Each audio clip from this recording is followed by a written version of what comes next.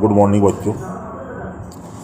आज हम अध्याय 3 मांग का नियम के बारे में आपको बताएंगे। देखो, मांग का नियम क्या होता है बच्चों। यदि आप मांग के नियम की अवधारणा को समझना चाहते हैं तो यह वीडियो अंत तक जरूर देखें। जैसे कि आप प्रथम स्लाइड में देख पा रहे हैं कि मैंने मांग के नियम को बड़े ही सरल भाषा में लिखा है, जो इस प्रकार है।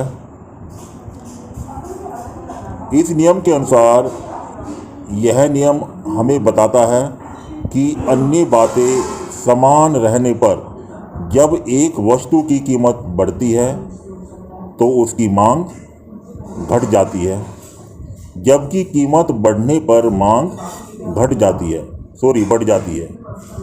यदि हम इसको बहुत ही सरल शब्दों में बोले तो इसका ऐसे भी कह सकते हैं कि वस्तु की मांग की मात्रा तथा कीमत में विपरीत संबंध होता है।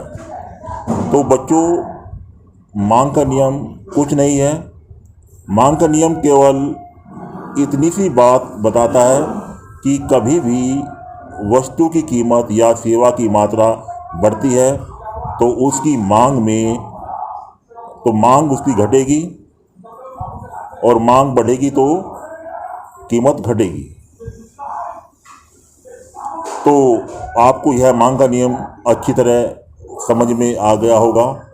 अब मैं आपको मांग के नियम की एक तालिका के माध्यम से समझाने का प्रयास करूंगा। मैंने यह एक तालिका बनाई है जो आइसक्रीम की है, जैसे कि आप देख पा रहे हो। इसमें दिखाया गया है कि जब आइसक्रीम की कीमत 1 रुपये से बढ़कर 2 रुपये होती है तो उसकी मांग की मात्रा 20 से घटकर 15 हो जाती है। ऐसे ही जब आइसक्रीम की कीमत 2 रुपये से बढ़कर 3 रुपये हो जाती है तो मांग की मात्रा 15 से घटकर 10 हो जाती है, तथा रुपये 3 से बढ़कर रुपये 4 हो जाती है। तो इसकी मात्रा 10 से घटकर 5 हो जाती है। यह तालिका आपको साफ साफ बताती है कि मांग का नियम यह है कि वस्तु की कीमत बढ़ने पर उसकी मांग की मात्रा घटेगी तथा कीमत कम होने पर मांग की मात्रा बढ़ेगी।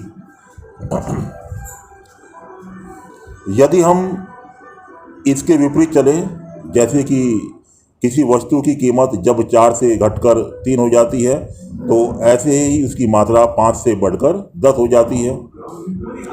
जब रुपये 3 से घटकर रुपये 2 हो जाती है तो उसकी मांग की मात्रा 10 से बढ़कर 15 हो जाती है, और जब 2 से घटकर 1 हो जाती है तो मांग की मात्रा 10 से बढ़कर 20 हो जाती है।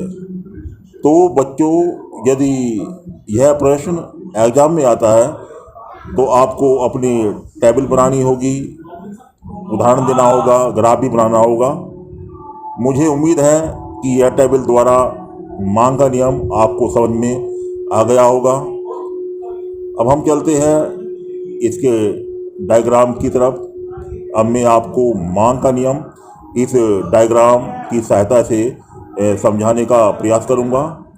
आप देख पा रहे हैं कि यहाँ एक आइसक्रीम का डायग्राम बना हुआ है। इसके एक्स अक्ष पर उत्पादन तथा वाई अक्ष पर आइसक्रीम का मूल्य निर्धारित हुआ है। तो आप देख पा रहे हैं कि जब आइसक्रीम का मूल्य P था तो उसकी उत्पादन की मात्रा Q थी तथा निर्धारित बिंदु E था।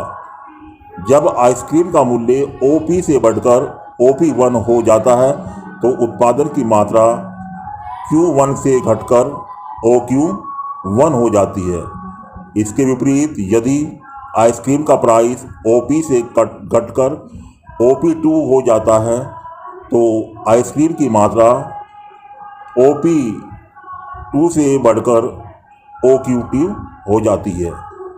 यदि एग्जाम में मांग का क्वेश्चन आता है तो आपको इसका डायग्राम, चित्र और उदाहरण भी देना चाहिए, जिससे कि चेकर आपको अच्छा अंक प्राप्त दे सके। बच्चों, यदि मैं आपको संक्षिप्त में समझाऊं इसका निष्कर्ष, तो इसका निष्कर्ष यह निकलता है कि कीमत बढ़ने पर मांग घटेगी, कीमत घटने पर मांग बढ़ेगी।